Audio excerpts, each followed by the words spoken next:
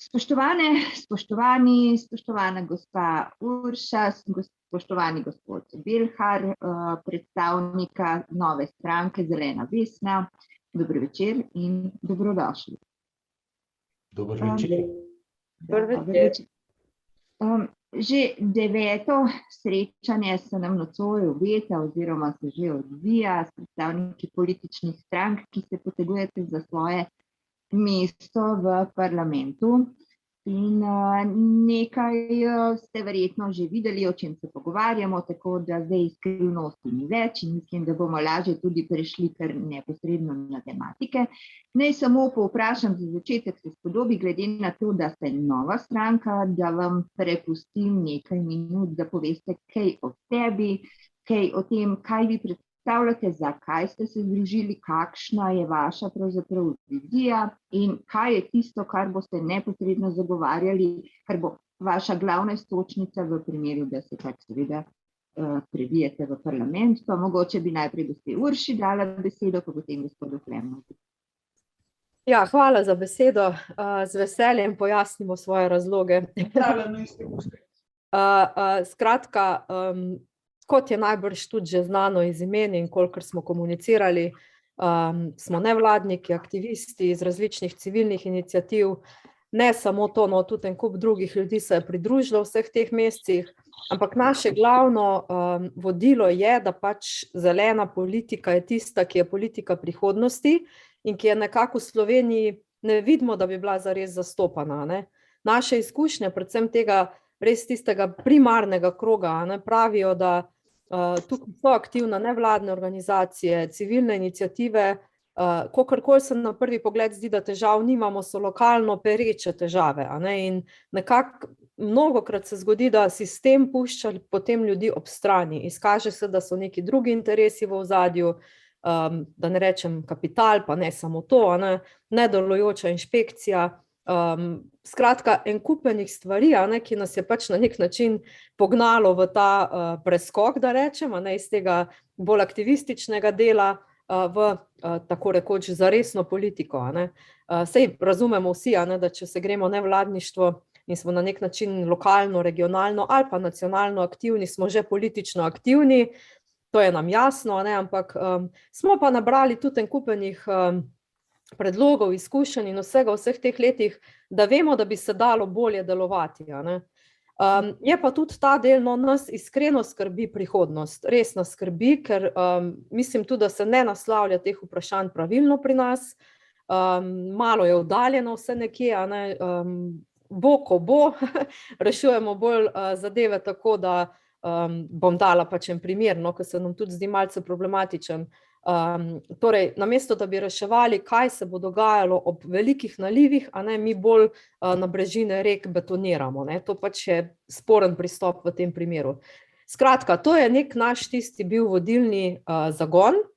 Mi zelo razumemo, da zelena politika v tem času, v tej družbi nikakor ne more biti osamljena oziroma tista, ki bi bila edina oziroma nepovezana s socialno politiko, z demokracijo, z nekimi urejenimi sistemi, vzporednimi sistemi, kot je zdravstveni sistem, šolski sistem in tako naprej. Tako da s tem zavedanjem smo se mi v bistvu tudi lotili pisanja našega programa. Seveda mi, mislim, nekako ob pogovorih, ne, z nekimi, mogoče tudi drugimi strankami v preteklosti, dostikrat velja, kot da program pač ni pomemben, ne, o tem se tudi zdaj dosti govori, ne, ampak nam se zdi pomemben. Mi smo v to vložili veliko časa, se lotili tega pisanja programa zelo sistematično, v prvi vrsti seveda, ne, vse bi dal noter, ne, in na koncu program z 200-300 stranmi tudi nima nobenega učinka oziroma nima zaresnega smisla, ampak nekako smo si razparcelirali naše ideje, naše tematike v 4 stebre. Prvi steber je definitivno okolje, drugi steber demokracija, tretji steber socialna pravičnost in četrti steber ustvarjalnost. Tu nekako smo mi, se pravi, razvijali svoje ideje, navedli nekatere ukrepe. Ob tem bi mogoče še povedala in poudarila, ne, da nam se zdi sodelovanje, nismo polnih ust sodelovanja, ampak ga udejanjamo, bi rekla, in to se je odrazilo tudi pri pisanju programa.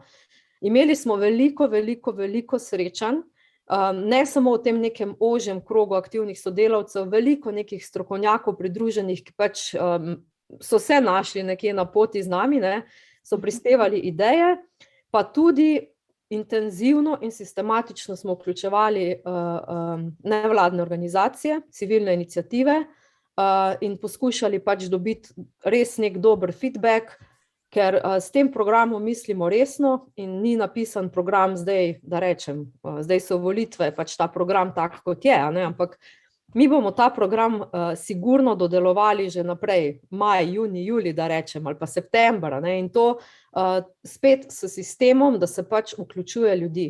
Včasih je proces težaven, to najbrž vi sami veste, ker vaša skupina je nam še posebej bila, mislim, jaz osebno sem se kar malo poklukala, ne, ker takoj, ko je neka aktivnost državljanov, ne, je meni že to sila zanimiva stvar.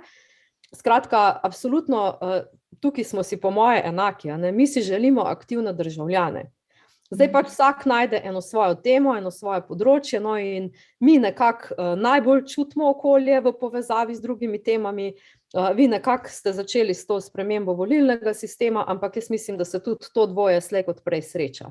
Se pravi, en majhen uvod, no, sem prepričana, da bo še kako vprašanje v nadaljevanju, ampak toliko, da nas malo začutite. Super, odlično, me zelo veseli, vse, kar ste povedali, mi je bilo povšeči, tako da zdaj poprosimo še gospoda Belharja, potem pa nadaljujemo po scenariju. Ja, jaz bom dal samo kratek dodatek. Jaz mislim, da se spodobi, da je ena deklarirano zelena stranka v slovenskem parlamentu. Zato, da brani interese, ki jih zagovarjajo zelene stranke po Evropi. Sej zeleni pri nas imajo neko zgodovino. Bili so v prvi vladi, bili so v Demosu, bili so, spomnimo se doktorja Pluta, ki je bil član predsedstva takrat, ko še nismo imeli enega predsednika in potem je bilo še nekaj poskusov. Zagotovo to je. Ampak zeleni so potem zginili. Slovenija je, mi verjamemo, zelena država, torej imamo dokaj ohranjeno naravno okolje, imamo pogoje za to, da zeleni ostanemo, gre pa stanje na marsikaterem področju, ki je tudi na boljše, ampak marsikje tudi na slabše. Zato mislimo, da je čas. Sej, tako kot se je socialdemokracija rodila zato, da brani pravice delavskega razreda, pa je v tem delu še zdaj vsaj nekako relevantna, pa se je potem levica pojavila, da brani podobne interese, mi vidimo en zgodovinski interes, pa prepozna se v Evropi in zato se te stranke pojavljajo. Ne samo v Sloveniji, nastajajo tudi drugje in naš cilj je, da tukaj ostanemo dolgoročno in te interese zastopamo dolgoročno. Se absolutno strinjam, da pečat zelenih mora biti prisoten, ker je to dolgoročno. Mislim, pogrešam čase, če lahko banalno se izrazim, pogrešam čase, ko je bilo edina stvar, ki nas je skrbela, najava, da se ledeniki topijo, ne? Ker so bili to časi, ko smo se posvečali tej težavi, ne? In smo se z njo začenjali ubadati v nekem zelo aktivnem in konkretnem smislu, ne? Ker se je le ugotovilo, da delamo nekaj zelo narobe in da bo treba drugače, če želimo zanamcem dobro, ne? Pa ne samo zanamcem, že kar v sebi, ne? Ker konec koncev se stvari kar drastično spreminjajo. In vendar zdaj je fokus na vsem drugem in se mi zdi, da je ta zelena politika malček potisnjena v ozadje kot marsikaj drugega pomembnega v naših življenjih, tako da želim povedati to, da vam res da si želimo zelene politike tudi v parlamentu. So pa, če jaz prav vem, 3 stranke, zdaj v bistvu, ki so se usmerile v okoljsko oziroma zeleno politiko. Vi potem v Povežimo Slovenijo so zeleni Slovenije, ne? Mislim, da kot stranka. Pa še potem je še Gregor Kos, ne? Čeprav vem, tudi oni v bistvu izpostavljajo okoljsko politiko. Pa ste vi tudi medsebojno vse te 3 stranke kaj povezane ali delujete dejansko vsak kot samostojna enota ali imate neke skupne agende in skupen način nastopanja v določenih elementih? Mogoče jaz. Mislim, nas v bistvu veseli, ne, to je mogoče malo čudno slišati, ampak nas veseli, da so zelene teme prisotne pri strankah. V bistvu bi morali biti pri vseh, ne.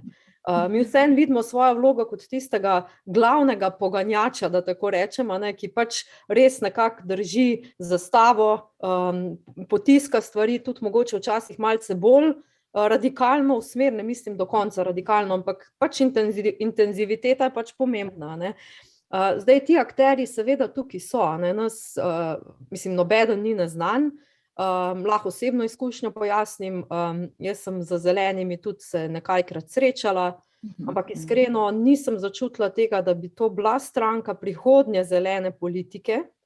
Absolutno ima svoje uspehe v preteklosti, ampak nekako trenutna zasedba ali pa ne vem, pred časom neka zasedba, mislim, da ni bila ambiciozna v smislu neke prihodnosti, celo pravičnosti, in tukaj je za nas temelj, ne, tam pa ni in je zelo težko to nekako vizija, ki se precej razhaja, ne, v štartu ali pa celo samo sam proces nastajanja in širjenja članstva, je pač težko, ne, to premostiti, tako da pravica ustanoviti stranko je in smo jo izkoristili, mislimo, da smo naše temelje zastavili na povsem drugi ravni, zelo odprto, zelo demokratično, zelo transparentno, a ne, in mogoče pa tudi treba včasih kaj na novo postaviti, zato da lahko potem uspešneje deluješ.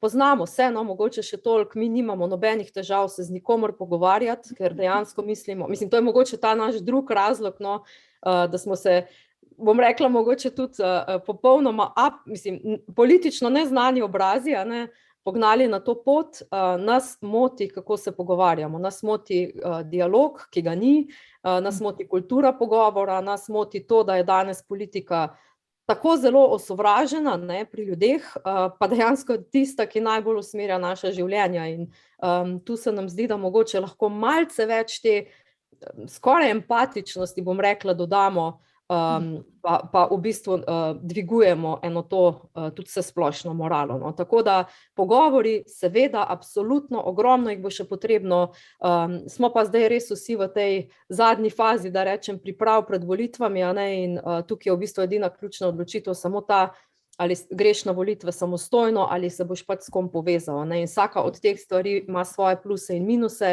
in če ne zdaj, se bomo pogovarjali pa še naprej, v prihodnje, se pravi po volitvah, to nam ne uide. No, absolutno, jaz sem prepričana, da ko bo prišlo do kakšnega težje težave oziroma težave, pri kateri je treba skupaj stopiti, da ne bo nobenega zadržka, tako da v bistvu, seveda za vas smo slišali na referendumu za vodo, ekokrog je bil takrat, ne, med glavnimi, ne.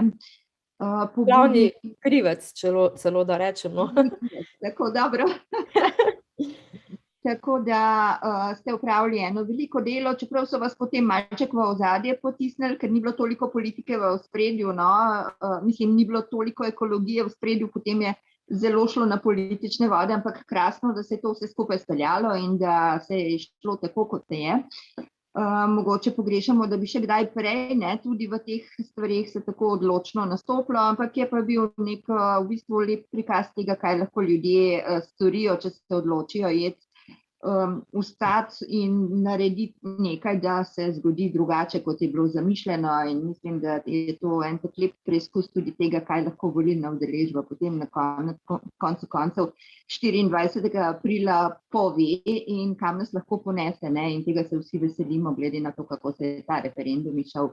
Tako da rada bi še povedala to, no, da se absolutno strinjam, da okoljska politika brez socialne politike in obratno ne more preživeti, ker enostavno ti dve stvari sta tako kompatibilni, da si ne predstavljam, kako bi bilo mogoče eno brez drugega, in tudi določene stranke, ki so bolj politično usmerjene, ne, in če se razglasijo za socialne stranke, potem morajo imeti okoljsko politiko tudi vključeno, sicer ni to nič vse skupaj, ni pa to njihova poglavitna stvar, ker tako je, nekdo mora nekaj naprej peljati, spet drugi pa nekaj drugega. Tako, zdaj pa bom jaz... Če smem nekaj dodati. Ja, prizvoj. ko omenjate referendum, meni se zdi, da je mogoče zanimivo tudi to izpostaviti, da tudi referendum je bil motiv, da se organiziramo kot stranka. Zato, ker iti na referendum in se iti vso to akcijo, ki je bila potrebna, je izredno težko, izredno naporno in nemogoče izvajati kar naprej. In iz tega izrasla odločitev, da stranka pa vendarle ima vzvod pri odločanju v parlamentu, ne nazadnje ima stranka lažje vzvode, da tudi organizira kakšen referendum in da zato za podobne probleme, kot bi nastali, če ne bi bil referendum uspešen, rabimo tako stranko. In to zagotovo je bil motiv. Ja, jaz se absolutno strinjam, da takrat ste motivirali ljudi v neki tej aktivistični fazi. Vem, da smo vsi delali vse, ne? Pa smo stali tam pred upravnimi enotami, pa pobirali podpise, pa nikomur ni bilo težko nič narediti. In se mi zdi, da je bilo tisto zadovoljstvo potem v nedeljo, ne? Na dan referenduma je bilo nepopisno, ne? In je bilo pozabljeno vse, ne? Ker je bilo res posebno doživetje. No, ampak pustimo zdaj to, tako kot sem rekla, bi predala besedo zdaj gospodu Svetliku, ki bo v bistvu načel tematiko volilne zakonodaje oziroma spremembe volilne zakonodaje v nacionalnem svetu za spremembo demokratičnega sistema. Volilnega sistema smo namreč pripravili predlog novega volilnega zakona oziroma zakona o volitvah v državni zbor in marsikaj tu notri, no, je takega, da spreminja stvari bistveno na bolje, ampak se pravim, besedo predajam gospodu Svetliku in se potem mi naprej pogovarjamo. Izvolite, gospod Svetlik. Jaša, hvala lepa in lep pozdrav obema gostoma. Moram reči, da sta se zelo lepo predstavila kot stranka tudi zdaj na novo in da s simpatijami spremljam te akcije, ki ste jih doslej izvedli v splošno družbeno korist. Dobro je tudi slišati, da je vaše polje delovanja tudi politični sistem, ki nas pravzaprav v tej temi prav gotovo povezuje. Mi mislimo, da je srž tega sistema v volilnem sistemu in da je ta sistem pač kakršen sedaj je, z njim nismo v splošnem prav zelo zadovoljni, kot kaže tudi volilna udeležba, da je ta sistem, ki generira pač politično strukturo, kakršno imamo, kriv za marsikakšen problem tudi na drugih področjih, ne samo kar zadeva politiko. In zato je treba stvari po naši presoji zagrabiti pri korenu, kot se reče, se pravi, iti prav v spremembo volilnega sistema. Naša ocena je bila, da no, še to bi poprej rekel, da ste verjetno pogledali kaj tiste materiale, ki smo jih poslali, tako da bo bolj zanimivo slišati vaše reakcije in vprašanja, zato jaz ne bi bil predolg. Samo v par stavkih komentiram, da ocenjujemo torej, da je ta sistem volilnik degeneriral skozi 30 leta v smeri manipulacije ali monopolizacije političnega prostora strani strank, ki se nekako oddaljujejo od volje ljudstva, se zapirajo in zmerom več tega prostora političnega ostaja nepokritega, vam pa padajo potem take stranke za enkratno uporabo, kot temu rečemo. In seveda to ne predstavlja ene stabilne politične strukture, ki bi si jo želeli, in po drugi strani, seveda, kar je najslabše, je, da demotivira ljudi, ki so postali apatični, volilna udeležba je zmerom nižja, če gledamo dolgoročni trend in to seveda za demokracijo in za stanje, bi rekel, duha v državi ni dobro. Torej, naš predlog je, da bi vrnili skozi te spremembe nazaj glas ljudstvu, ne. Če v ustavi piše, da v Sloveniji je oblast v rokah ljudstva, potem je treba to vzeti zelo zares. Zato seveda predlagamo par takih ključnih stvari, kot je, da bi sicer zmanjšali število volilnih okrajev na polovico, na 44, da pa bi seveda skozi sistem sam zagotovili, da bi vsak okraj dobil potem enega poslanca, ki bi bil neposredno izvoljen v tem okraju in bi s tem tudi zagotovili to, bi rekel, regionalni vidik demokracije, ki se nam zdi ravno tako pomemben kot vsi drugi vidiki. Tukaj bi šlo seveda za neposredno odločanje, približno tako kot na županskih volitvah, in v dvokrožnem sistemu, tako da bi izključili tiste hude anomalije, ki jih lahko tak pristop tudi sproži. No, druga stvar, ki je zelo po naši sodbi pomembna, da jo vpeljemo, je preferenčni ali prednostni glas. Ljudje bi se morali odločati za kandidate, ki bi se pa morali prej tudi predstaviti. Danes, ko gledate liste kandidatov na strankenih listah, imate mogoče kakšno informacijo o izobrazbi, pa še poklicu, pa je konec, ne. Mi mislimo, da bi se morali vsi kandidati, ki jih izbiramo, mnogo bolje predstaviti svojo, bi rekel, ne samo tudi program, pa seveda tudi svoje reference, da tako rečem, dosežke in podobno, s katerimi se lahko potem legitimirajo kot dobri kandidati napram volivcem. Skratka, te kandidate bi potem izbirali direktno in seveda z izbiro kandidata bi izbirali tudi stranko ali pa skupino volivcev. Kajti v kandidacijskem postopku zagovarjamo, da bi morali biti skupine državljanov, ki predlagajo svoje kandidate, v enakem položaju, kot so stranke, in da izenačimo to možnost v kandidacijskem postopku. Še zmerom seveda dajemo poudarek proporcionalnemu sistemu, kar pomeni, da bi razmerje v parlamentu bilo odvisno od glasov, ki jih posamezna stranka ali državljanska lista dobi. Tako da tukaj jasno, da stranke morajo odigrati to svojo vlogo tudi vnaprej, ustrezno položaju, ki jih stranke imajo.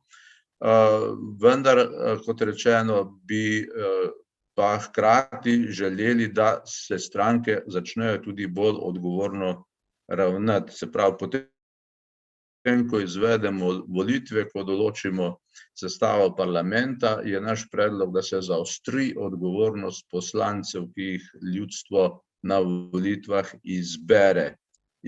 Zaostri v tem smislu, seveda, da se lahko sankcionira njihovo kršenje zakonodaje in tudi izguba zaupanja napram volivcev in podobno, tako da jih lahko začasno ali pa seveda trajno tudi odpokličemo. In najbolj radikalen ukrep bi lahko bil tudi odpoklic celotnega parlamenta, recimo enkrat sredi mandata, če bi seveda večina volivcev presodila, da ta parlament več zaupanja volivcev ne upravičuje. Skratka, to so te glavne poteze, ki jih želimo skozi to spremembo zakonodaje ponuditi v razpravo in po možnosti tudi v čimprejši sprejem.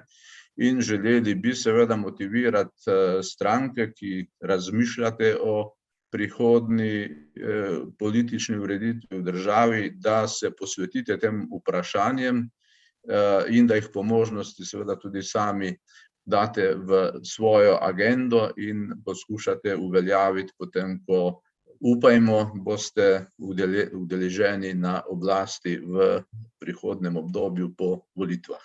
Toliko bi jaz imel za uvod, pa morda je najboljše, da gremo kar v razpravo o posameznih vprašanjih in verjetno sta sama, če sta se kaj ukvarjala s temi našimi predlogi, tudi do določenih vprašanj prišla. Hvala lepa. Ja, pa mogoče si spet jaz vzamem, po ženski kvoti pravico. Skratka, ja, ne vem, mogoče je kdo tudi uspel se preklikati do našega programa. Mi imamo noter marsikaj od teh vaših predlogov tudi že zapisano. Zdaj, zakaj? Mogoče se mi zdi to tudi fajn povedati, ne. Mi smo recimo veliko, mislim, izmed nas je veliko ljudi, ki so pač v nekih civilnih iniciativah, seveda več ali manj na področju okolja. Civilna iniciativa nastane zaradi nekega problema v lokalnem okolju, ki pač predstavlja za neko število prebivalcev nek problem. Ko se ljudje lotijo reševanja tega problema, pač iščejo orodja, iščejo povezave in tu, če pač tisti, ki nismo mogoče del civilnih iniciativ, smo pa na nek način predstavljali kot nek servis, pomoč, svetovalni servis v tem smislu, tem civilnim iniciativam, mnogokrat prideš do tega, da obstajajo neki vzvodi, ko to lokalno prebivalstvo lahko kaj spremeni, ampak ne ve, ne pozna sistema, ne razume, in tukaj se dejansko spet pokaže ta manko, pa bom spet rekla, aktivnega državljanstva, manko sistematičnega ozaveščanja, po aktivizmu se pravi, da si pač aktiven človek, vključen tudi v politiko, ko je pač to potrebno, ali na lokalni ravni ali pa pač na nacionalni.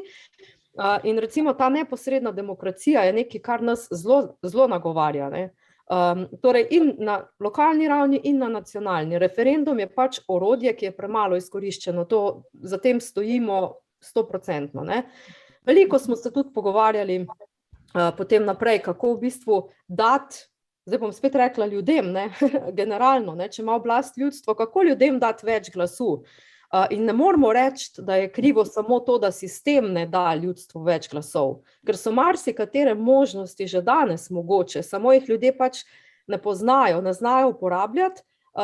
Zdaj, ne vem, koliko se boste strinjali, ampak lahko pač zatrdim, da na področju okolja se tolče po nevladnih organizacijah, ki bi pa to podporo lahko dale, izredno. Torej, kdo bo potem pomagal pri teh vzvodih?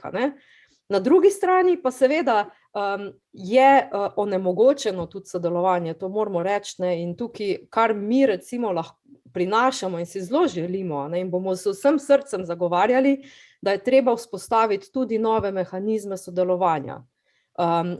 Na področju okolja je evidentno nesodelovanje, to vam lahko zatrdim, tako ko me tukaj gledate, med Ministrstvom za okolje in prostor in okoljskimi nevladnimi organizacijami so svetlobna leta. To ni nobene komunikacije, to je samo po sili razmer mogoče kdaj kaj.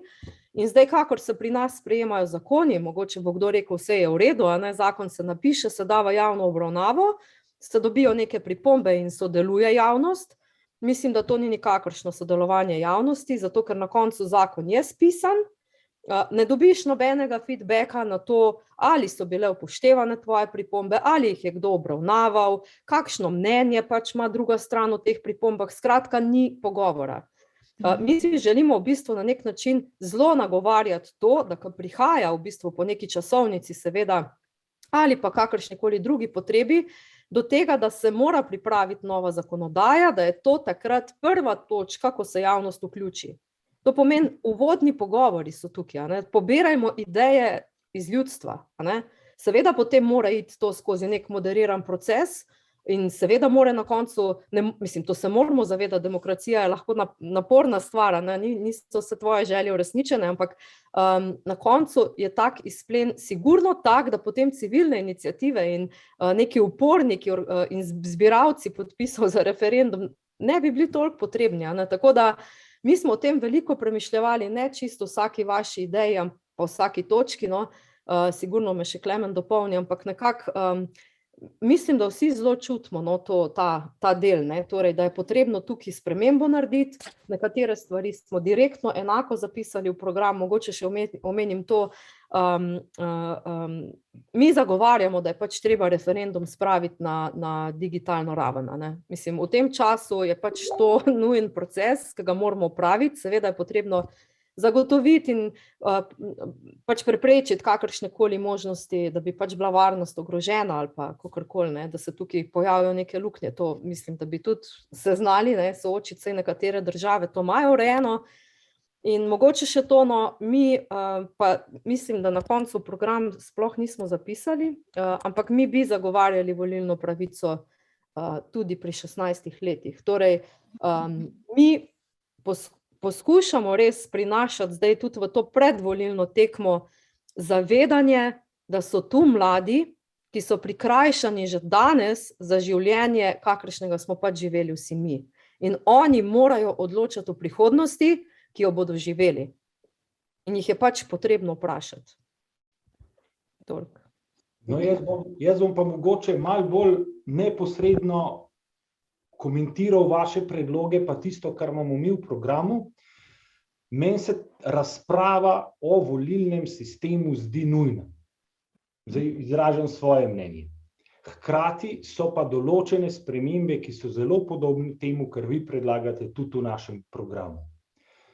Smo pa, to pa priznam, do nekaterih rešitev, ki jih predlagate, nekoliko zadržani in v njih morda vidimo celo precejšnje tveganje za to, da bi šlo kaj narobe. Ampak bom pojasnil, je pa to stvar razprave.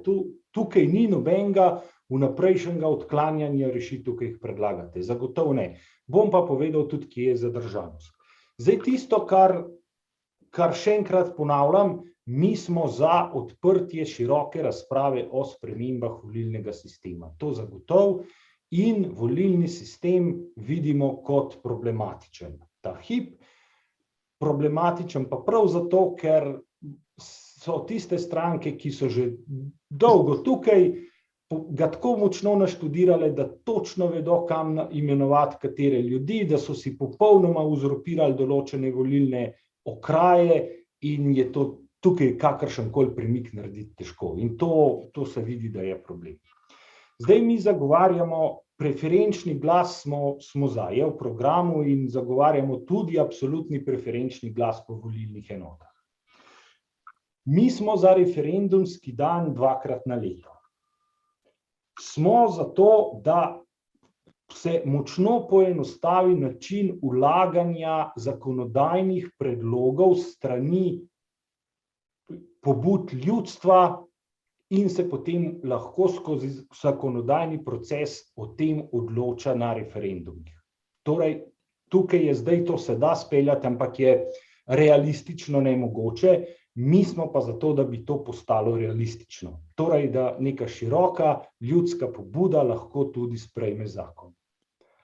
Ali spodbudi politiko, da z njimi sodeluje in pride na koncu do nekega zakona, na podlagi tega procesa. Smo za uvedbo elektronskih volitev. Mislim, da je to marsikdo zagovarja, da se o tem veliko govori in nam je skoraj, vsi so za, pa se nič ne zgodi. To je tudi nekaj, kar opisuje našo državo večkrat. Fajn bi bilo spodbuditi, da se to zgodi. Mislim, da nobenih zadržkov tehničnih ne sme biti več. In da v Estoniji že nekaj časa to imajo, pa ni kakšnih hudih zapletov z volitvami. Potem predlagamo neko platformo, to je že nekako omenila Urša, platformo, ki bi omogočala digitalno sodelovati v zakonodajnem procesu in to močno olajšati. In olajšati tisto, kar je zdaj zlorabljeno, to je pa javna razprava. Javna razprava je samo pro forma, samo zato, da naredijo kljukico zelo velikokrat. In zgolj kljukico naredijo takrat, ko gre za najbolj sporno zakonodajo. Včeraj se je sprejemal zakon o ohranjanju narave, kjer so s kopico amandmajev dosegli to, da je bil proces nepregleden. Tako da marsikatera stranka obvlada to, kako zaobiti ta pravo vsebinsko javno razpravo. To se ne bi smelo dogajati. Zdaj tisto, in mislim, da smo tukaj zelo blizu skupaj. Tisto, kar pa meni se zdi, nam v razpravi in o tem smo razpravljali in se pogovarjali tisti, ki smo pisali program, je pa ta zadržanost do večinskega volilnega sistema. Vem, da je od vas predlagan ta kombiniran proporcionalni pa večinski, pa tudi od poklic poslanca v tem vidimo eno določeno tveganje.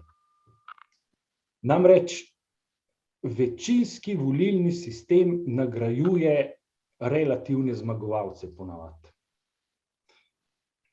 In večinski volilni sistem je omogočil priti na oblast Orbanu, na primer, je pa onemogočil dolgoročni obstoj Berlusconija.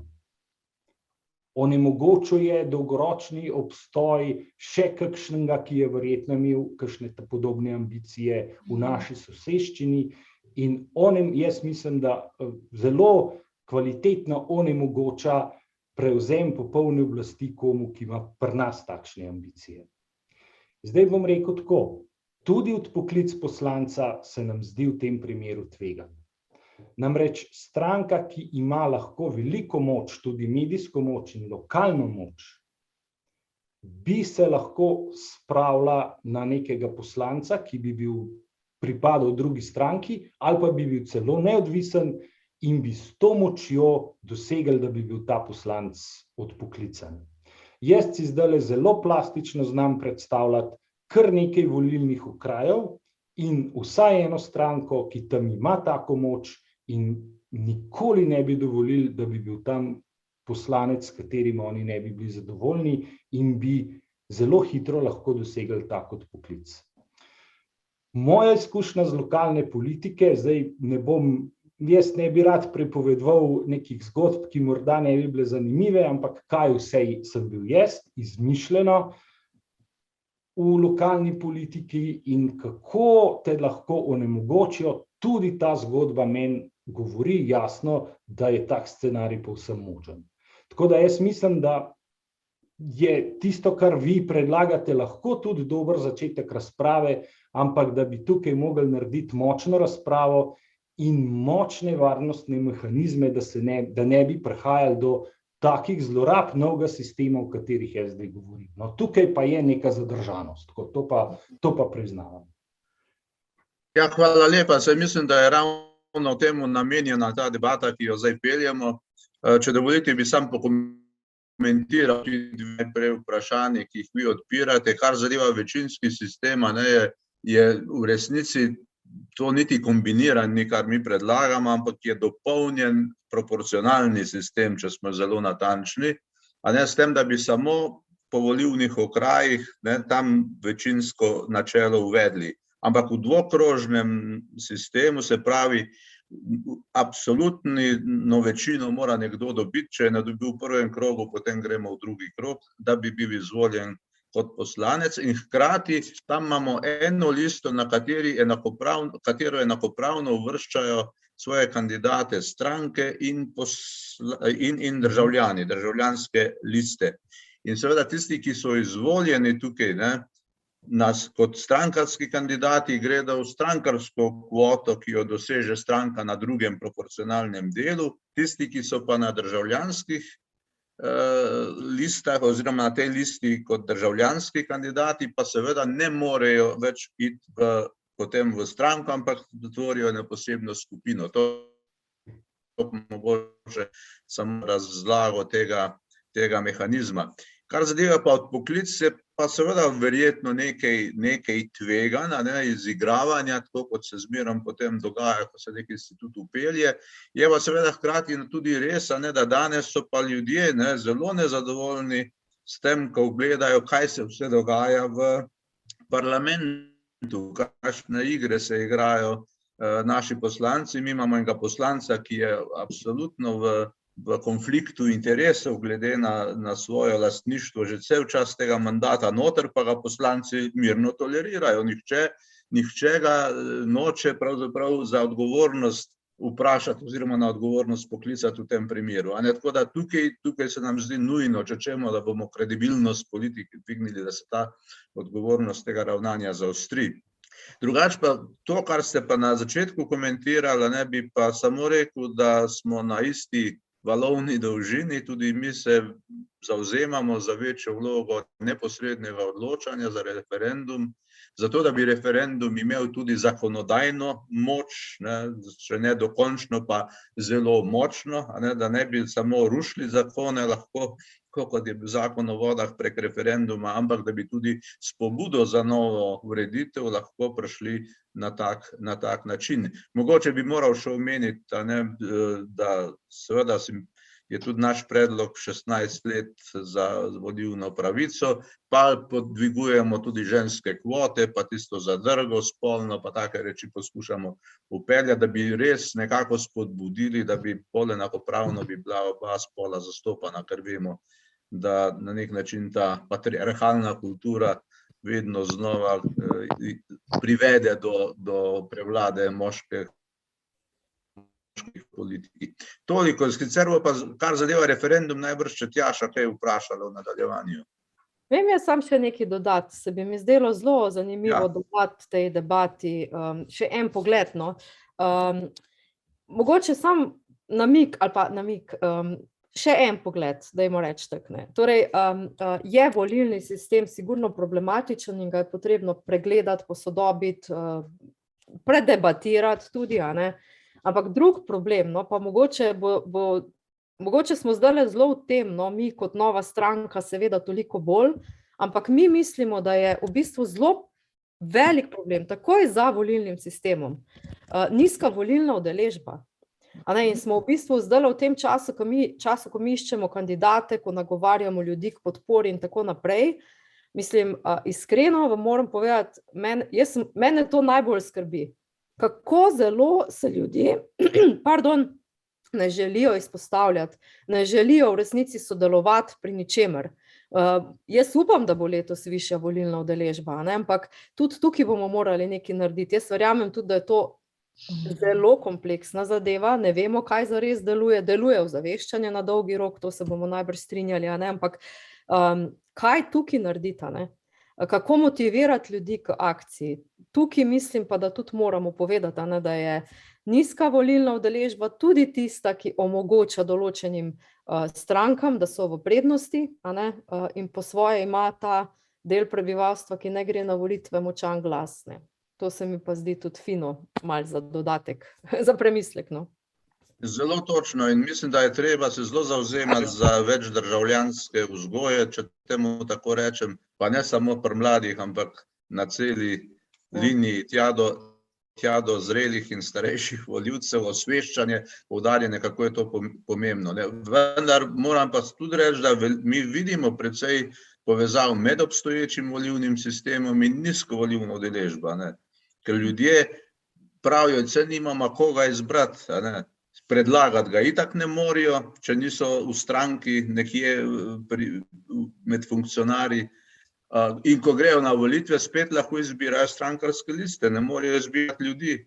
In ko so ti ljudje nekje v parlamentu, ko se pojavljajo v teh svojih bolj ali manj resno igranih, včasih pa zelo čudnih vlogah, nimajo nobene besede, samo nemočno opazujejo, kako ti ljudje svojo vlogo odigrajo ob nezadovoljstvu ljudstva, ki nima kaj drugega delati, kot se pritoževati, nergati, kritizirati, potiho ali pa demonstrirati v skrajnem primeru. In zdaj, če bi te institute odgovornosti zaostrili, bi ljudje dobili občutek, da lahko, kadar se ekscesi dogajajo, posredujejo, da imajo neko moč. Zdaj pa ta sistem vodi v neko apatijo, ker rečejo, sej nimam koga izbrati, se ne morem nič vplivati, ne, približno tako vidimo to povezavo. Ni pa seveda edina, to se pa zelo strinjam, je veliko faktorjev, ki vpliva na to, zakaj ljudje gredo ali pa ne gredo na volitve. Ja, tukaj se bom jaz tudi strinjala, v bistvu imamo dve točki, ne. Prva je tista famozna, saj so vsi isti, ne, se nimamo koga voliti, to je prva stvar. Druga stvar je pa, ko pridejo novi obrazi, ne, na politični parket, je pa nove face, saj smo pa zdaj že probali toliko in tolikokrat, ne. Ko pride do neke paradoksalne situacije, ki jo je treba pač premostiti, in sicer jaz mislim, da tukaj sta zopet dve postavki, ki bosta odigrali ključno vlogo. In sicer prva je odgovornost v bistvu poslancev, ne, ki mora biti zakonsko urejena, sicer na neko etično moralno držo smo se zdaj prepričali, ne gre računati, ne, to je zdaj pač neka stvar, ki jo bomo počasi morali spet vzgajati in privzgojiti nazaj. Kot druga stvar je pa resnost samih politikov, motiviranost in predvsem odločenost tisto, kar so obljubili, tisto, za čemer stojijo, tudi poskušati v največji meri uresničiti, ne. In to dvoje bo počasi spet pripeljalo do tega, saj jaz si srčno želim, da bi bilo tako, da začnemo dojemati in doživljati politiko kot nekaj, v bistvu naš servis, kar pravzaprav politika je, ne. In mogoče bi še to dodala, da kar zastrižem z ušesi vsakič, ko se izpostavi, da je treba ljudem vrniti, ne, v bistvu ne vrniti, ne, ljudi oblast po ustavi in po zakonodaji imamo, ne, politika je samo poiskala poti in stran poti in obvode, kako nam je to poskušalo odvzeti, ne, in zdaj pač je treba poiskati načine, kako to povrniti. Prvenstveno je to seveda ta naš poskus, tudi v nadaljevanju se pogovarjamo o referendumskem zakonu, ne, tako da mogoče bi tu samo kratek uvod, namreč to, da edino... Samo en, Tjaša, če dovolite, samo en medklic še, ker mislim, da je treba to pojasniti, ko gre za vprašanje možnosti zlorabe odpoklica. Procedura odpoklica na koncu je točno vzvratna pot izvolitve. Ne more kdorkoli se zdaj igrati s tem poslancem, ampak ga lahko po našem predlogu odpokličejo tisti, ki so ga izvolili. Se pravi, zmerom pridemo nazaj do volivcev, ki potem, če mu še zmerom zaupajo, pa se nekdo igra z njegovo, da tako rečem, mandatom, z njegovim mandatom, še zmerom lahko rečejo, mi mu pa še zmerom zaupamo. Tako da tukaj je nekaj varovalk vgrajenih, sam to se opravičujem, ne bom več skakal noter. Ne, super. Mislim, ste me spomnili, da sem želela prej še nekaj dodati. Ne? V bistvu je res, da so določeni okraji zelo močni in da je igra umazana v ozadju in da prihaja do nagajanj in da bo tudi, če pride do spremembe volilne zakonodaje, prihajalo do nagajanja. Nekaj se moramo zavedati, da konec koncev, ko mi seštejemo, naša največja težava je pravzaprav res samo volilna udeležba, ne moč tega dela, ki bo poskušala nagajati. Ker če seštevamo na koncu odstotke, tudi če jih je 25, pa jih ni, je to še vedno manjšina, ki ne more bistveno vplivati, dokler so ljudje aktivni državljani in se zavedajo svoje vloge državljanstva. In tukaj moramo vsi kot družba, predvsem pa politiki in civilno-družbene organizacije in gibanja, vsi moramo napeti vse moči, da pač poskušamo ljudi čim bolj motivirati in zopet pripeljati nazaj na volišče. Gospa, a lahko kaj rečemo? Seveda, kar izvolite. Ja, gospod Klemen pa gospod Urša, prav veseli me. Vsebinskih problemov jaz pač ne vidim, kot predsednik razvojnega sveta gradiva vam pošiljam, vaše sem prebral, in tudi vaše predloge, ki ste jih dali tudi v tisku, sem pač vnesel v program. Ampak mene veliko bolj skrbi, ali bo vaši neparlamentarni stranki uspelo priti v parlament. Jaz pač s tem izkušnje imam, diskriminacija neparlamentarnih strank na televiziji je pošastna in v tisku. Zdaj so vas dali parkrat, ampak o vsebini niste imeli še prilike sploh govoriti, ali pa sem kakšno oddajo spregledal.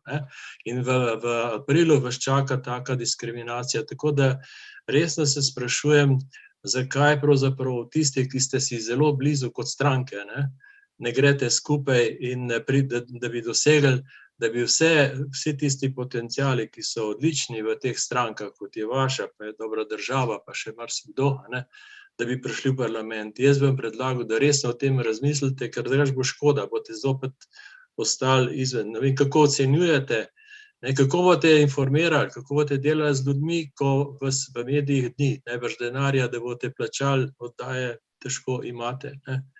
To je glavna stvar. Drugo pa vidim, ste za referendume. Jaz mislim, da je to glavna zadeva. Najtežji problem pred Slovenijo tale moment, ki bo tudi socialno strašno problem, je podražitev fosilnih energentov in elektrike. In tukaj bi morala zelo hitro ukrepati, to je treba takoj na referendum dati, ker nas čaka saj do leta 2033, to, kar zdaj vlada predvideva, pomanjkanje elektrike, izklopi elektrike in grozna draginja in nobena stranka tega ne ureja. Nobena stranka. Ne vem, kako ste vi se do tega opredelili, samo to so težki problemi. Evo toliko, gospod Urša, pa želim, da pridete v parlament, res. Ja, hvala vam, gospod Gojko. Vem, da smo tudi, če ne čisto direktno, pa indirektno večkrat povezani pa v stiku. Tako da, mogoče zadnje, če bi komentirala, Seveda, ne, zelenim strankam se mnogokrat očita, da so proti vsemu, ne. To je tak prvi očitek, na prvo žogo bom rekla, ne, in mi se vsakič res, pri vsaki debati, izjavi za javnost, tiskovni konferenci, strnemo vrste in rečemo, mi želimo najprej povedati, kako želimo nekaj spremeniti, nagovoriti, ne želimo povedati, mi smo proti, ne. Je pa ena stvar, za katero res menimo, da v Sloveniji pač ni posluha bilo do zdaj, če smo čist direktno na področju energetike in pač pridobivanja elektrike, to so obnovljivi viri in tu je primarno med obnovljivimi viri, se opravičujem, sončna energija in tu stavimo v prvi vrsti na to, mi tudi nismo naredili nobenega zaresnega premika. Razumemo, se prepiramo, pogovarjamo lepo, manj lepo, veliko o tem, in zdaj ne vem, kak občutek imate vi, ampak Slovenci smo več ali manj in vedno bolj postavljeni samo pod vprašanje, drugi blok jedrske elektrarne Krško, da ali ne, druge izbire pač ne bo, ne, ampak mislimo, da nismo tega prevprašali. Torej, mi razumemo spet, omrežje ima svoje omejitve, ima svoje probleme, na nek način sredstva so se zagotovila tudi znotraj tega Green Recovery plana, ne, torej zaveda se država, da je tu težava in je to treba nadgraditi, ampak to bo tudi nadgrajeno v kratkem času, ker bo moralo biti. Torej bomo imeli odprte možnosti za več obnovljivih virov. Skratka, ne želim reči proti vsemu, proti Tešu, proti jedrski, proti vsemu, nismo proti vsemu, zahtevamo pa razpravo in takojšnjo investiranje v obnovljive vire, primarno sončno energijo. To je odgovor naš na prvo žogo, da rečem spet, v programu je veliko tega.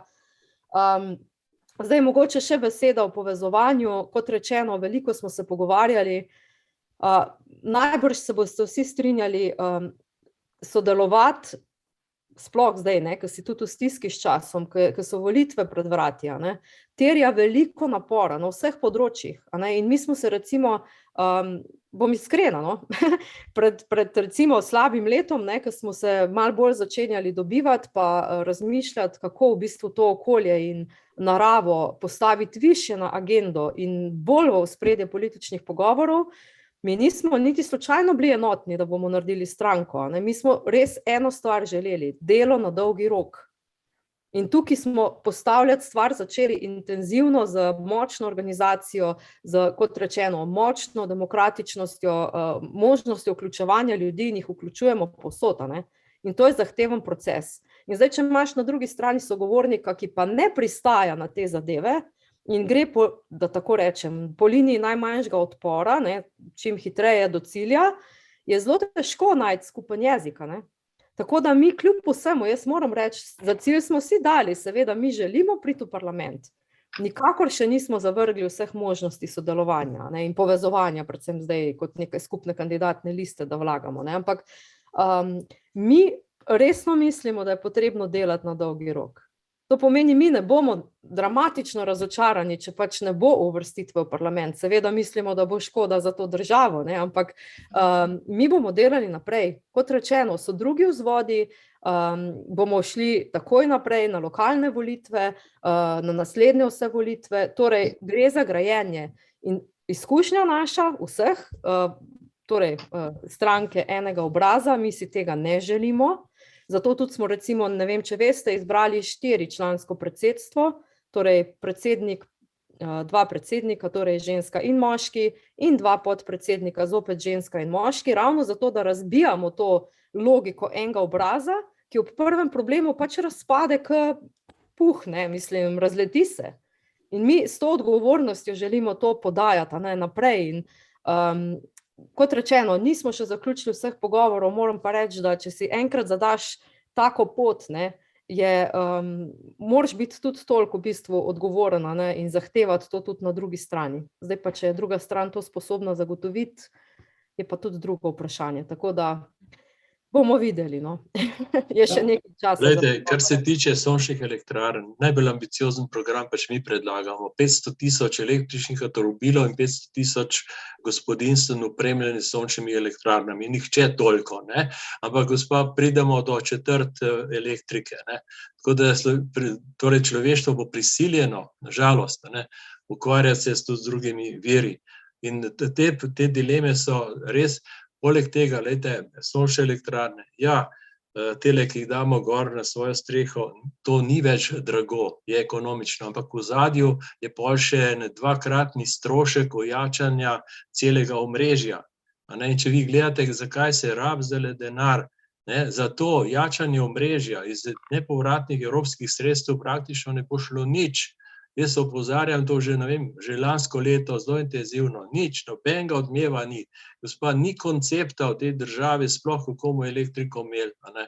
Zato bi res želel, da pridete na vsak način v parlament. Bo treba, zdajle je še toliko časa, da lahko sklepate, da se je težko se pogajati, ne.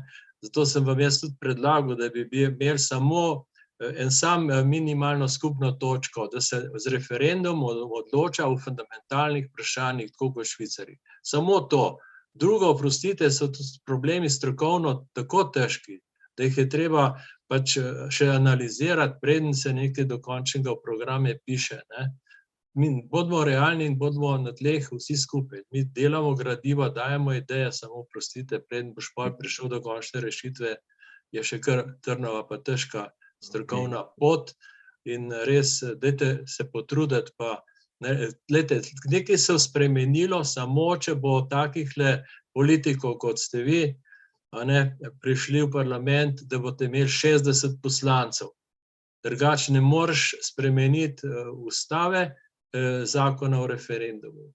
Samo v tej smeri, dajmo sodelovati. Jaz predlagam, ker pa še tako direktno vam bom povedal, ja, vas obravnavajo določeni politiki kot tisti, ki samo nergate, pa samo bi delali, da nič ne bi dovolili. Točno tako vas obravnavajo, zato vas tudi ne vabijo v koalicijo. Pa ni res, ne? Vi se ne obnašate tako. Okay. Gospod Gojko, zdaj vas bom morala Ja, saj hvala. ker se gospa Urša potem poslavlja. Tako da bi samo za konec še, dokler vas še imamo tu na zaslonu, povprašala, v bistvu to se pravi, če sem prav razumela, ste oba strinjata, da se o spremembah volilnega zakona seveda še pogovarjamo in predlagam, da potem v bistvu vam bodo kolegi iz Nacionalnega sveta poslali eno vabilo, pa se usedemo za mizo in pogovorimo okoli tega. Bi pa samo še o podpori referendumu, namreč o polnomočenju referenduma, tako kot doslej vsi sogovorci, mislim, da se tudi mi smo že strinjali, da je potrebno referendumu vrniti njegovo moč in sicer ne samo v smislu, da zavračamo nek zakon, ki je že sprejet, to je bistveno premalo. To se pravi, z obliko nekih kvorumov je treba tudi ljudski iniciativi in v bistvu referendumu tudi posvetovalnemu dati neko obvezo, ki potem obvelja v državnem svetu. Kakšno je vaše stališče tukaj na to? Absolutno, mislim, spet izkušnja iz nevladništva, ki s svojim zagovorništvom tudi na nek način te stvari počne, je točno to, ne gre samo za to, da čakaš na trenutek, ko dobiš zakon v roke, spišeš pripombe, pošleš in mogoče se kaj zgodi, mogoče pa tudi ne. Mislim, to tudi terja ogromno časa, in kakšne so potem procedure usklajevanja, kadar pač seveda zakonodajalec resno misli, ne. Torej, združeno je treba stvari narediti, sploh tistih zakonov, ki se direktno tičejo ljudi in vplivajo na življenja, ali pa so celo skoraj, da rečem, nadzakoni, ne. Zdaj, če se je spremenil zakon o ohranjanju narave ali pa tale ZOV, se pravi o okolju, ki je aktualna zadeva, mislim, to pomeni debato od nule. In zanimivo, mogoče sam še za ta krog, potem pa se bom poslovila, recimo referendum o vodi, je imel eno močno posledico. Seveda je na mizi, so že bile spremembe o zakonu o varstvu okolja, In minister Vizjak je takoj po referendumu začel sklicevati, mislim, da so bila 4 ali 5 srečanj za nevladne organizacije, kar prej tega sploh ni bilo. In dialog in diskurs ali pa način govora tam je bil zelo drugačen. Torej, vplivajo stvari eno na drugo in bi skoraj rekla, pa ne bom, ker to je prehiter, se pol moraš nazaj v jeziku grizniti, da bi skoraj to lahko bil idealen proces, no. Ampak to je zdaj zgolj ena lastovka, pa jo pustimo, no. Naj gre svojo pot, bomo seveda počakali naprej, ne, kako bo. Tako da absolutno se strinjamo, mora biti tudi ta moč, ne, priprave predlogov in vlaganje teh predlogov z nekim smislom seveda in v proceduro tako, kot je pač zakonodajno določeno. Tako da. Ljudje se morajo zavedati posledic, ne, in morajo se zavedati tudi tega, da v bistvu kdaj pride tudi do negativne posledice, ne, in to jim je treba predstaviti, ker v bistvu politika bi morala imeti vlogo tistega, ki pojasnjuje in predlaga, ljudje so pa tisti, ki sprejmejo, ne, in to je tisto, kar je pri nas narobe, no, tako da me veseli, da v bistvu smo tu zagotovo na istih izhodiščih in da si obetamo nek konkreten in korekten pristop. Lahko se oglasim mečken za zaključek, ja. Nekaj je pri nas treba spremeniti v pojmovanju zelenega, ne, tukaj ni nihče še nič naredil, zato to mnenje še naprej vztraja med volivci, da to ni nekaj naprednega in tako naprej in da bo samo drago, ne. Saj, če pogledamo Nemčijo, je res drago, oni so vse s tistim energijskim prehodom tako podražili, in zdaj so pa v težavah, ne, tako da to ni njihova, to ni naša smer, ne. Treba je biti kritičen, slovenski zeleni morajo biti nekaj slovenskega, ne pa po Nemčiji pa po Avstriji, to ni ta prava orientacija. Kar se pa tiče v medije prideti, ne, to je velika težava, ker se vidi, da zdaj Goloba forsirajo, ne, ampak on je ta večji kapitalist, ki ne bo nič naredil za te stvari, ne, zato je treba samostojno priti ven v medije in po moje se da tako, da se evidentira dejansko lokalne probleme, tako kot ste vi doslej delali že vrsto let, Anhovo, 2., 3., 4., kjer je treba povedati ljudem, da boste kot poslanci reševali tisti problem in ga rešili, ker ga kot neposlanci ne morete, ne, ali pa ga zelo težko. To se pravi, je treba v javnost priti zdaj s konkretnimi stvarmi in vas bodo objavljali. Treba je stališča do raznih problemov takoj povedati, ne. Recimo Resnica stranka je bila edina, ki je rekla, da je ta politika COVID ukrepov povsem zgrešena. 90 poslancev je bilo ob tem popolnoma mrtvih. Nihče se ni poglobil v to svetovno tragedijo z virusom, ki ima izjemno majhno smrtnost, ne, toliko gripa. To je svetovna zarota, da tako rečem, moramo reči, ki je nihče noče evidentirati, se pa zdaj kaže še recimo v tem, da skušajo Svetovno zdravstveno organizacijo, to je WHO, spraviti, da bo komandiral vse države. Nihče tega ne spremlja, ampak maja naj bi že bil tak sestanek, tako da bo WHO močnejši od vseh držav. Veste, kaj to pomeni? In oni bojo oklicali pandemijo, ki je do zdaj tudi ne bi smeli, in bomo čisto poklopljen politično, ampak nihče se s tem ne ukvarja. Tudi z samim COVID-om in s tem se nihče noče ukvarjati, čeprav je treba poslušati zunanje strokovnjake, ki so od Nobelovcev do drugih. In tista mnenja so bolj kompetentna. No, tako da me veseli, ljudje odklanjajo to debato, zato ker so nasedli vsemu, no. Toliko, da konkretno morate biti prisotni. Jaz bom samo prekinila, gospod Ogrin, jaz se strinjam z vami, da je veliko nedorečenih stvari na tem področju, vendar smo tu res pri drugih stvareh, pa zdaj se gospa Zgojznik poslavlja, tako da ji bomo zaželeli mirno noč in se zahvaljujem v svojem imenu in v imenu vseh ostalih prisotnih za vse odgovore. Z gospodom Klemnom pa nadaljujemo, tako da lahko noč gospa Urša. Še enkrat hvala za povabilo, no, sem prepričana, da se slej kot prej spet srečamo, pa še zgladimo kakšne predloge in ukrepe, pa se podpremo, evo. Ste vabljeni, da tudi v skupini kar odpirate v bistvu debato, tako da bomo hitreje tudi to začeli sprevajati od besed k dejanjem. Tako. Hvala lepa, pa lep večer vsem. Enako, lahko noč srečno. Gospod Klemen, zdaj pa vi pridete do besede, ker smo ženske jo tako si povzele in prevzele, tako da vas lahko kar napadem s prvim vprašanjem in sicer imamo tu pod točko razno. Kakšno je vaše stališče do razveljavitve škodljivih zakonov sprejetih v času te vlade? Govorim o tem, da ne vem, Inštitut 8. marec pripravlja kar nek paketni zakon, kakšno je pa vaše stališče oziroma videnje tega problema? Najprej bom rekel, da tisto, kar imenujemo škodljivo, tudi mi sodimo, da je škodljivo. Zagotovo, v tem vidimo en problem. Zdaj jaz ali pa v stranki nismo prepričani, če to lahko reši en zakon. Resnično. A je to pravno vzdržno? To je zelo lahko napovedati, zelo lahko reči, zlasti to lažje naredi nevladna organizacija, ki se potem ne sreča s politično realnostjo.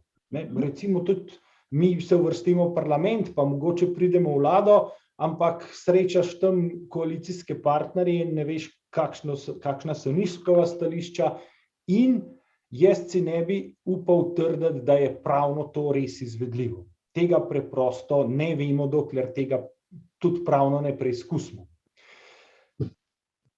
Če je to možno, smo odprti za to možnost, je pa še ena druga možnost. Mislim, da kar nekaj področij je takih, da se nam tukaj odpira možnost, da iščemo kakšno novo rešitev, ki bi bila mogoče še boljša, kot je bila tista prej. V tem smislu lahko omenjam mogoče medije ali pa RTV Slovenija je dober primer. Tam ne gre za to, da se ena stranka, ki je zdaj prevzela skoraj oblast nad RTV-jem, umakne z RTV-ja. Rešitev je, da se politika umakne z RTV-ja. In mi smo popolnoma na trdnem stališču in ko kdo vpraša, kako mislite to narediti, je to, da mi nimamo nobene ambicije, da bi vplivali politično na RTV. In da bi si predstavljal programski svet ali pa organiziranost, ki bi bila lahko nova in drugačna, taka, da politika tam nima svojih neposrednih predstavnikov. In kar nekaj področij je, kjer bi lahko iskali kakšne druge rešitve. Ne nazadnje tudi ta zakon, mislim, da se imenuje o financiranju vzgoje in izobraževanja, kjer so spremenili imenovanje ravnateljev, zdaj so ga spremenili na slabše. Zdaj so odprli lokalni politiki kot ustanoviteljem zavodov, šol in vrtcev, zato da tja nastavi svoje ravnatelje.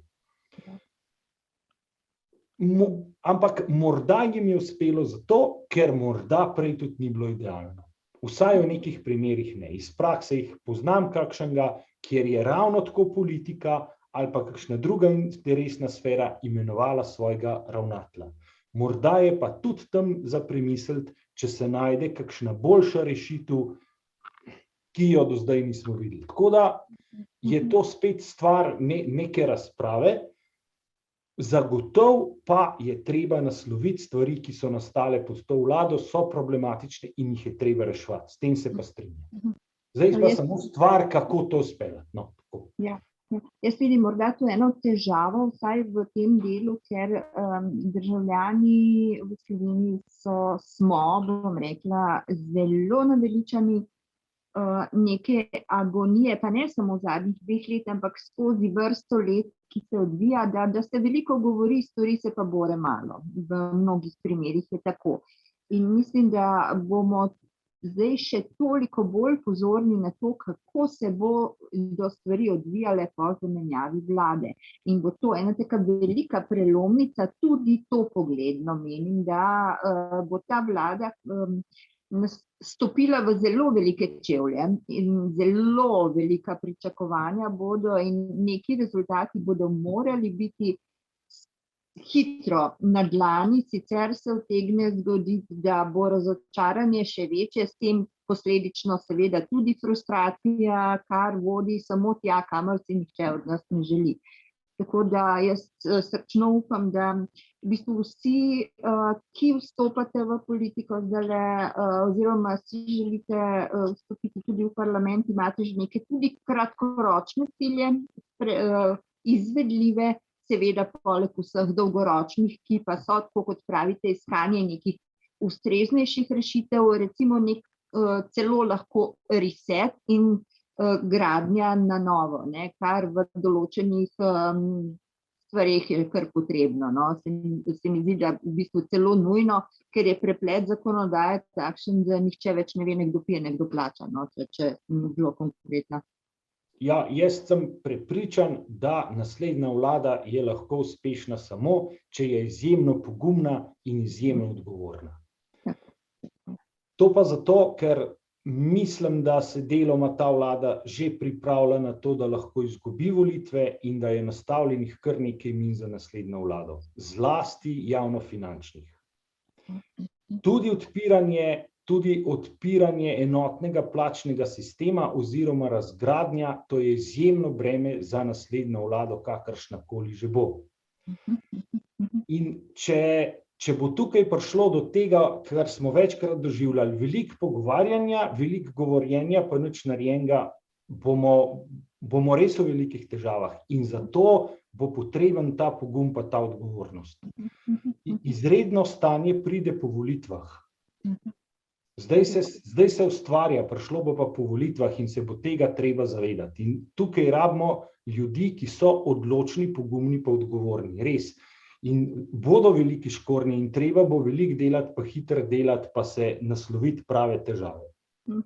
Zdaj, ena bo gotovo javne finance, pa plačni sistem. Pa nisem prepričan, prepričan sem, da se to odpira na nekoliko neodgovoren način. In ne vem točno zakaj. Gotovo pa je prišel čas, da tudi to naslavljamo. To bo zahtevalo izjemne napore. Podnebna kriza, zelene politike zahtevajo tudi odločno, hitro, pogumno, odgovorno ukrepanje. Zato naša ambicija je tako po vzoru drugih držav, kjer so prav tudi zeleni prišli na vlado, nekoliko spremeniti ministrstva, narediti ministrstvo, ki res naslavlja skupaj te težave, razglasiti podnebno krizo, mogoče uvesti še kakšen organ, kjer institucionalno to bolj naslavlja in se tega lotiti. Lotiti se podnebne krize in sprememb, ki jih potrebujemo. Tudi energetike. To bi morali že početi včeraj. Moramo se lotiti zdravstva. Spet, zdravstvo je prišlo v krizo skozi pandemijo, ampak mislim, da prava kriza jo bomo spoznali po volitvah. Mi vemo, da moramo spremeniti zdravstveni sistem že dolga leta, če ne kakšno desetletje ali več, pa se ga ne upamo. Zdaj je čas za ta pogum. Zdaj. To je ta stvar tega trenutka, te izrednosti. Jaz ne bom, velikokrat rečejo, naslednja vlada bo zgodovinska. Jaz ne mislim, da ne bo v tem smislu nič zgodovinska ali pa zgodovinska, tako kot je ukrajinska, upam, da te zgodovine ne bomo doživljali, bo pa naslednja vlada pomembna. Naslednja vlada lahko Slovenijo potegne med najrazvitejše države ali zamoči in imamo zelo hitre volitve, ali pa zamoči, pa potonemo v... Zdaj smo v povprečju, v podpovprečju razvitosti, kvalitete življenja in tako naprej. No, po moje najbolj pomemben je, da ne bojo naslednje volitve po obstoječem volilnem sistemu. Tudi to, ja, absolutno. To je najpomembnejše, ker tu izhaja kadrovska selekcija. Ampak mi se moramo zavedati tudi v tem trenutku obstoječega scenarija in zavedati tudi, zakaj se recimo ruši plačni sistem v javnem sektorju, ne? Ker gre za destabilizacijo in gre za neko namerno vnaprejšnje nagajanje in v bistvu odvračanje oziroma je manje energije za tiste resne spremembe, ne, se morajo vlade v bistvu ukvarjati z drugimi stvarmi in mislim, da bi tudi ti deležniki v javnem in družbenem življenju, ne, kot so sindikati, zdaj vzgoje in izobraževanje in vseh ostalih v javnem sektorju, bi se morali zavedati, ne, zakaj gre in da je pravzaprav potrebno, da mora vsak tudi neko svojo žrtev doprinesti. Največjo žrtev bomo seveda tukaj nosili državljani, mi bomo konec koncev vse to plačali.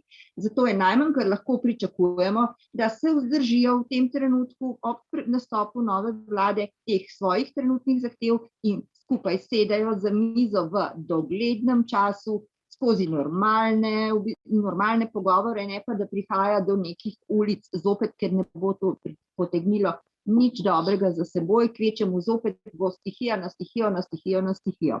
In pa mene zanima nekaj drugega. Scenarije, seveda kot politična stranka, ste zagotovo preigravali, s kom v koalicijo, s kom ne, kako to uno tretje, večkrat me zanima ta vaša vizija. Ja, mi smo večkrat odgovorili, s kom ne. To je zagotov. Rekli smo, da z SDS-om ne, zaradi različnih stvari, zaradi stvari, ki jih počne ta vlada, pa ki se nam zdijo neodgovorne, ne nazadnje tudi zaradi njihovega pomanjkanja zelenih politik. No. Če mi smo dolžni naslavljati te probleme najbolj, zagotov. Tukaj vidimo kar nekaj škodljivih ravnanj, ki nam govorijo, da z njimi ne bi. Vnaprej je težko se pogovarjati na tej ravni. Potem je pa problem demokracije, vladavine prava, uzurpiranja medijev in tako naprej. Nekdo, ki gradi skoraj kult osebnosti in ima neke ambicije vladati ne na ta način, kot imamo zastavljen ustavni sistem, se nam zdi to problematično. No. Tako da smo se odločili, da z njimi ne. Z drugimi bi se bili vsemi pripravljeni pogovarjati, ampak še enkrat, tukaj smo velikrat nerazumljeni. Mi smo na stališču, da pogovarjati se je treba. Tudi s tistimi, kot je skoraj vnaprej jasno, da zelo verjetno ne bo z njimi v koaliciji, ampak pogovarjati se je treba. Vsaj to. To je, mislim, da minimum politične kulture pa higiene. Zagotov pa bi šli radi v koalicijo s tistimi, ki smo si programsko bolj sorodni. Ne nazadnje določene stranke naslavljajo zelene politike, vsaj govorijo o tem. Zdaj jih je treba vprašati, a s tem mislijo resno, koliko resno in koliko se v koalicijski pogodbi in v ukrepih, ki bi se jih lotili, lahko res realno ujamemo. Mi ne vemo, koliko je v njih zgolj obljub, koliko pa s tem mislimo res, koliko pa s tem mislijo resno. Ne, nazadnje, stranka gospoda Goloba je nova, nima še programa in ne vemo, o čem se pogovarjamo. SD ima načeloma dokaj zelen program, tako govorijo, pa smo tudi skeptični do zelenosti teh programov. Bili so tudi vpeti v ene stvari, ki so okoljsko problematične in to zahteva neke odkrita, pa kdaj tudi trda pogajanja. Jih pa nikakor ne odklanjamo. Jaz mislim, da v njih v vseh teh strankah lahko vidimo potencialne partnerje. Jaz se konec koncev, prej kot slej bo tudi celotna politika morala priti do nekega stališča, da moramo sodelovati, da delamo v dobro države in da ideološka pripadnost konec koncev ne bi smela v parlamentu igrati nobene vloge, razen mogoče podpore določenim malenkostnim oziroma manjšinskim problematikam, ne pa toliko v celotni shemi države in sfere družbe. Ja, v tem kontekstu bi se jaz upal omeniti avstrijske zelene. Oni so šli skozi podobno zgodbo, bili so dokaj uspešni, so skoraj propadli oziroma so propadli in ena majhna skupina je obstala. Potem so na zadnjih volitvah dosegali za njih izvrsten rezultat. To jih je pripeljalo v vlado kot tega partnerja, ki ima precejšno moč. So pa v težki vladi. Mi smo z njimi v stikih, ker hočemo biti se povezujemo z evropskimi zelenimi, to ni nobena skrivnost in tudi programsko smo vnaprej rečemo, da bi radi bili njihovi člani in imamo njihovo podporo. In odtod tudi povezava z avstrijskimi zelenimi in njihova izkušnja prav, da oni pravijo, da se splača biti vendarle v vladi, čeprav je izjemno trdo, izjemno težko, ampak izpogajali so si uveljavljanje določenih zelenih politik, ki jih vidijo kot ključne. In rezultat je, da avstrijska javnost te politike začenja še bolj podpirati in zdaj bi stavil, če bi šli zdaj na volitve, da bi oni verjetno dosegali najboljši rezultat. Tako da še enkrat rečem, kar zgodovinsko nujno je, da se pogovarjamo o zelenih temah in da imajo te teme politično zastopstvo. Odtod tudi odločitev za to dolgoročnost. Gospod Klemen, glejte, jaz sem analiziral programe parlamentarnih strank. Ničesar konkretnega dejansko tukaj ni. Zelo neodgovoren odnos. Tako da, če mislite iti v kakšno resno povezovanje, po mojem so šanse zdaj v teh izvenparlamentarnih strankah, ki ste si blizu. Gospod Golob je pa dejansko odprt. Jaz sem mislil, da bo vsaj energetikomo rešeno, pa nima, veste, sem prav razočaran nad tem. Dejansko pogledajte, če nekdo, ki se ukvarja z energetiko, pusti Slovenijo do leta 2033 z primanjkljajem recimo 30% elektrike, na sončni naredi precej, ampak veliko premalj, potem, ne vem, me prav zanima, s kakšnim programom bo kolega prišel, ker drugače on je, kar ga poznam, delamo za brezogljično energetiko. Smo bili proti Tešu, z njim, z Novšakom, zato se jih tudi zdaj odstavlja, ker so za protifosilni energetiki, mi to že 12 leto, kar skrb delamo na tem. Tako da kle, po mojem, se bo dalo naprej prideti. Na vrsto vprašanj, ki ste jih zdaj vi navedel, se v našem programu, ki ga pišemo za državljane, veste, mi bomo z državljani pogovarjali se programu, stranka pošiljamo to, v glavnem je popolna ignoranca, ker so prepametni vsi, pa problemov, 8 fundamentalnih problemov sploh ne rešuje, niti ena parlamentarna stranka. Tako da dajmo nadaljevati pogovor, gospod Klemen, potem še vam bom, zdaj sem popravljal program zaradi tega grozodejstva, ki ga je Putin naredil. Veste, Putin bo naredil tako škodo človeštvu, in Američani, so eni drugi, vojaško-industrijski kompleks hoče ta konflikt, to je popolnoma jasno. In bojo šle 100 milijard, bojo šle lepo vas prosim za orožje, namesto da bi, namreč človeštvo se mudi, tole, kar se dostikrat poslušam, je vse prepočas, gospod Klemen. Ne morete čakati naslednje volitve, ker bo prepozno. Morate zdaj se potruditi, pa prideti v parlament. Gospod Stanik, moramo se nasloviti vprašanje, ki je isto pomembno, kot je energetika, in sicer zdaj so vedno hujše napovedi tudi okoli hrane. Hrana postaja težava v svetu in mislim, da v bistvu da sta kar ekvivalentno težki težavi, pa nihče pa ne naslavlja tega. Govorimo o samooskrbi, govorimo o marsičem, ampak konkretnega ni pa nič na tem področju, pa bi vas, gospod Klemen, poprosila še za komentar te problematike. Ja, tako, jaz zdaj, ko to sprašujete, razmišljam, od kdaj v časopisih berem o samooskrbi. Zdaj, jaz sem obseden bral časopisov nekje od svojega 14. leta, zdaj sem pa star 48, torej pri 14 letih nisem bral o tem, pri kakšnih 18 sem pa verjetno začel, torej 30 let. O tem govorimo.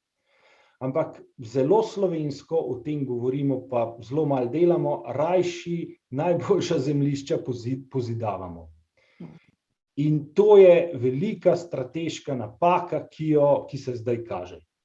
Zdaj, mi zagotovo zastopamo stališče, da je kmetijska zemljišča treba ohranjati in narediti tudi veliko na kmetijski politiki, zato da postajamo tukaj bolj samooskrbni.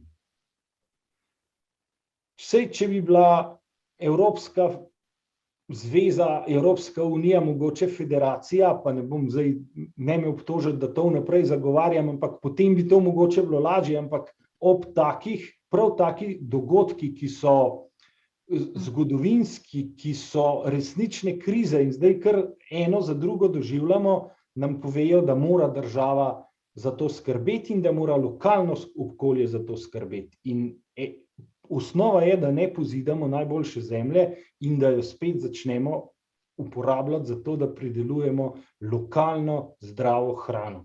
Predvsem slednje, ne? Predvsem, da začnemo zopet mi delati na tem področju, da se prehranjujemo, ne? Ker ta hitra prehrana... In ta lokalnost ima še en vidik. Hrana, ki se vozi sem tja po svetu zelo daleč, ima tudi velik ogljični odtis. Lokalna hrana ga pa nima.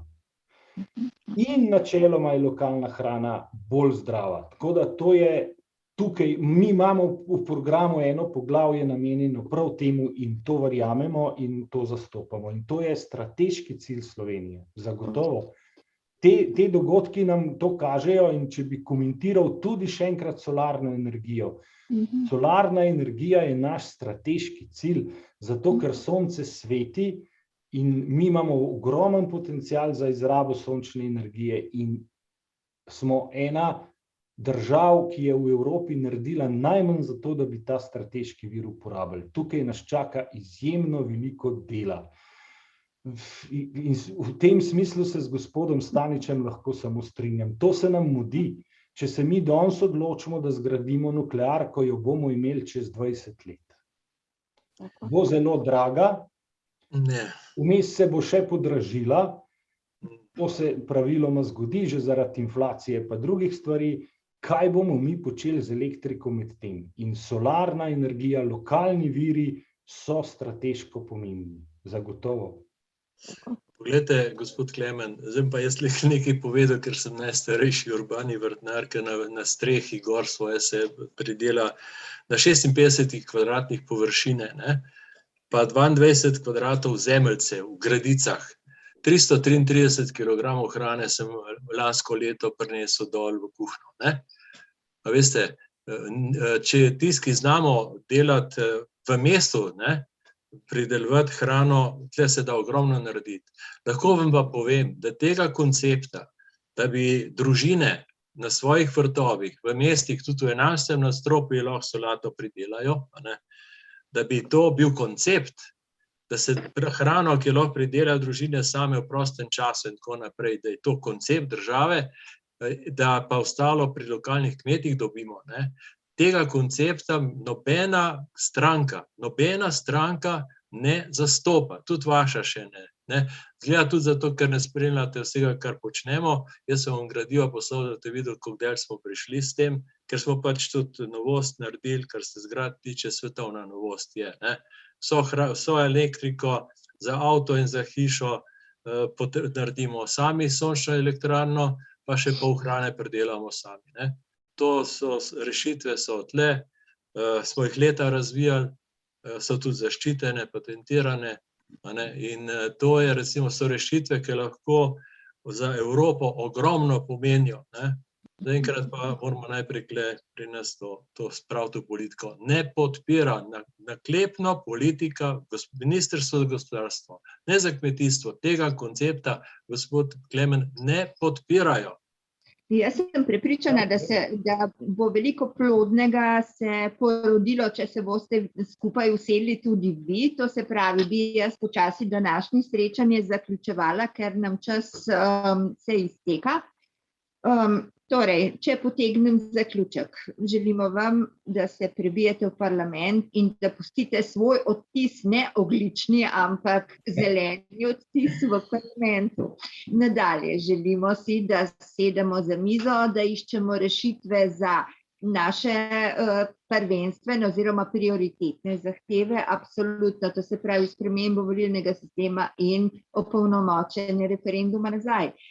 Želimo si, da bi se na področju energetike in na področju hrane, samooskrbe in vseh pomembnih ključnih stvari storilo marsikaj in želimo vam ogromno in veliko poguma da boste uspešno to tudi zagovarjali v imenu ljudi, svojih volivcev in tudi ostalih, ki so odvisni od tega, kar boste vi na tem področju postorili oziroma poskušali postoriti kot neki pionirji. Tako da zagotovo bi se lahko pogovarjali še dolgo. Pričakujte pa našo pošto, naša vabila in upam, da kmalu sedemo za mizo. Zaenkrat se vam zahvaljujem za vse odgovore, za potrpljenje, za voljo in motivacijo, da storite kaj dobrega za našo družbo. Tako da pa hvala tudi za vse, kar ste storili že z referendumom za vodo, seveda. Hvala za lepe želje, hvala za vabilo. To o potrpljenju sploh ni šlo za to. Meni je bilo zanimivo se pogovarjati z vami in hvala. Dobro, sem mislila, da ima gospa Irena roko gor, ne, pa je samo zaploskala vam, tako da temu se pridružujem. Hvala lepa vsem tudi prisotnim in želim vam lahko in mirno noč in čim lepšo prihodnost. Tako, lahko noč vsem skupaj. Lahko noč.